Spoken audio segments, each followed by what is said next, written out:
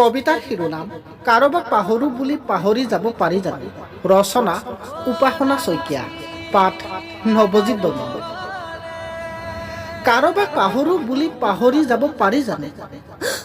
Good মৰ্ণিঙৰ পৰা আৰম্ভ হৈ গুড নাইট, য'ত শেষ হৈ সেই দীঘলীয়া চিমবোৰ, ফোন কৰি কৰা দীঘলীয়া প্ৰশ্নবোৰ, তুমি মোৰ নোহোৱা বুলি জনাৰ পাছতো তোমাৰ পৰা অকণমান মৰম বিচাৰি গৈছিলোঁ তোমাৰ ওচৰলৈ।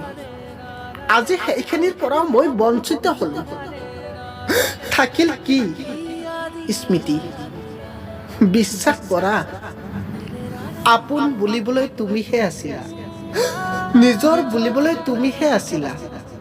এতিয়া সকলোবোৰ শেষ হৈ গ'ল। মোৰ ভাল পোৱাবোৰক কোনোদিন প্ৰমাণ দিব নাযাওঁ তোমাক। এতিয়া মাথো এটা কথাই কম, তুমি ভালে থাকা, তুমি সুখী থাকা। মোৰ ভাল পোৱাবোৰক, মোৰ মৰমবোৰক যিমান বুজিলা, সেইখিনিক লৈয়ে মই সুখী হৈ ৰ'ম। মাথো ভালে থাকা তুমি, তাৰে কামনা কৰিলোঁ। ধন্যবাদ।